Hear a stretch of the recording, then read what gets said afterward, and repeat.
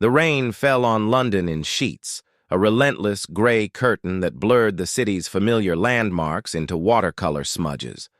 For the tourists huddled in doorways and the commuters rushing for the tube, it was simply a miserable Tuesday.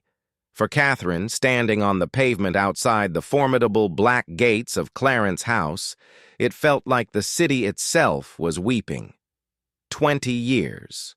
20 years since she had walked out of those very gates, a ghost in her own life, swallowed by a media firestorm and the cold, silent machinery of an institution she had once loved.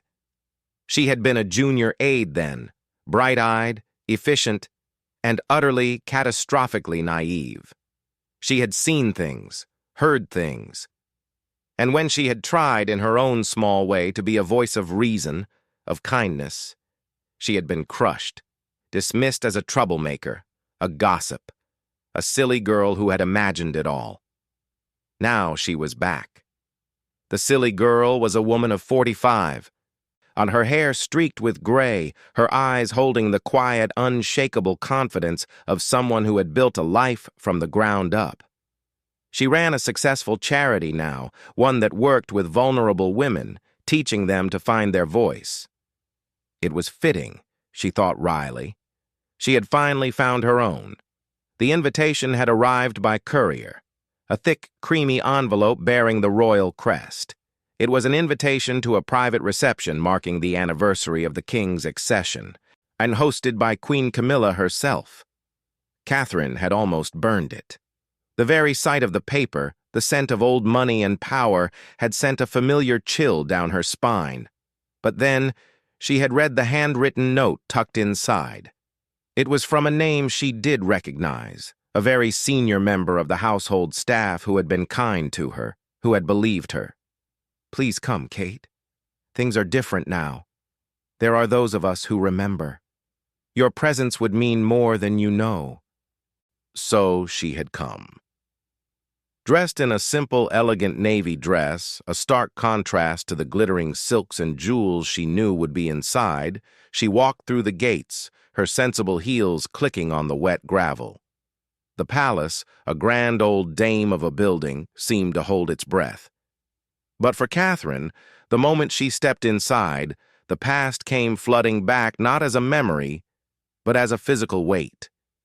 The familiar scent of beeswax and old flowers, the hushed whispers of unseen staff, to the oppressive, gilded silence. The reception was in the state dining room, a cavernous space dominated by a portrait of the late queen. The air hummed with polite, brittle conversation. Catherine stood at the edge, a glass of untouched champagne in her hand, observing. She saw the same faces, older now, their smiles just as fixed. She saw the subtle choreography of power, the way people gravitated towards those they perceived as influential, the way they shrank from those they didn't. And then she saw Camilla. The queen emerged from a side door, a vision in dove-gray silk, her signature smile in place. It was a smile that Catherine knew intimately.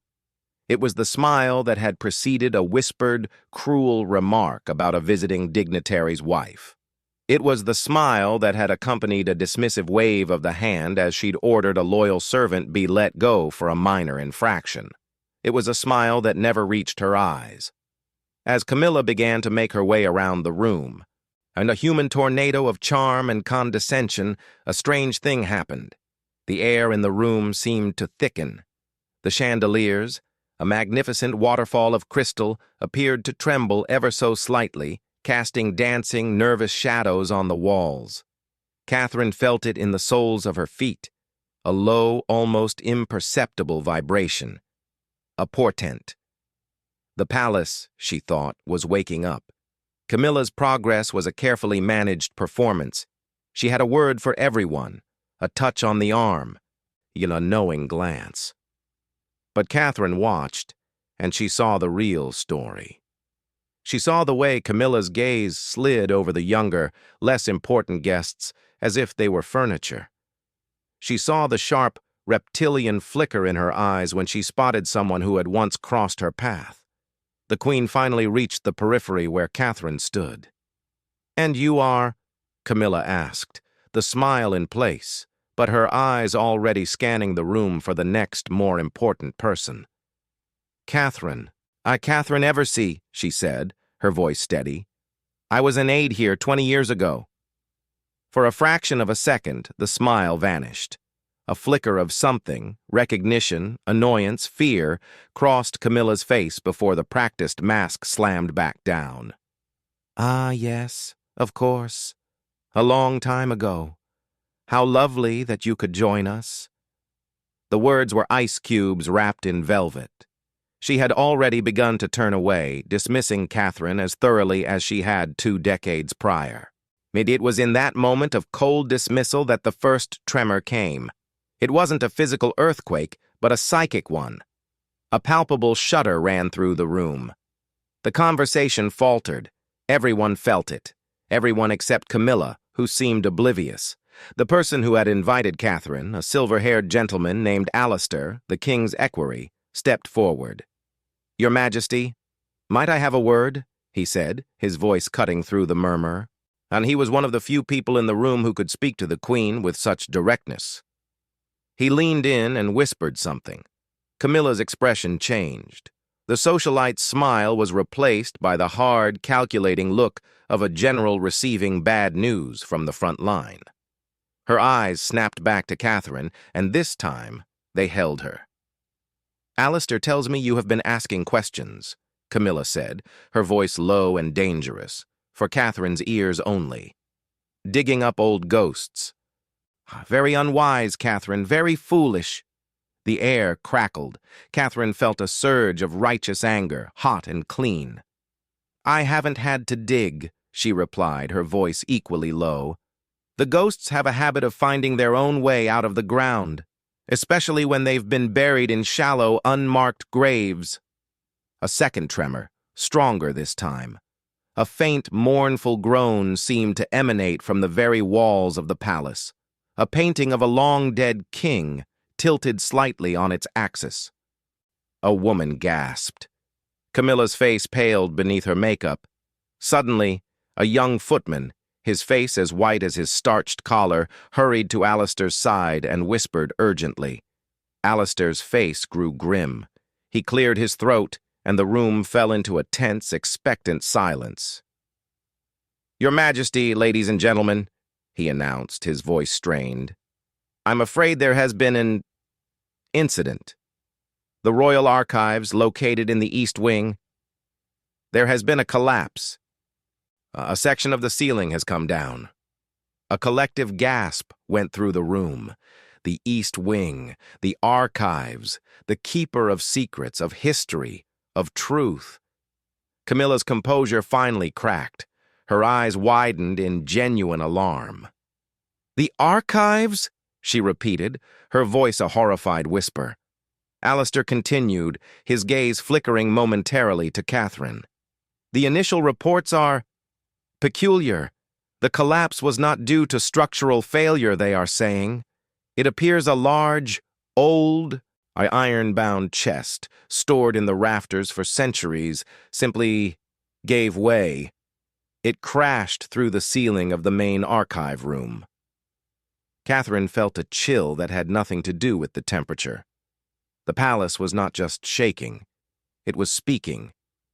"The contents of the chest are scattered everywhere," Alistair went on, his voice barely audible in the stunned silence.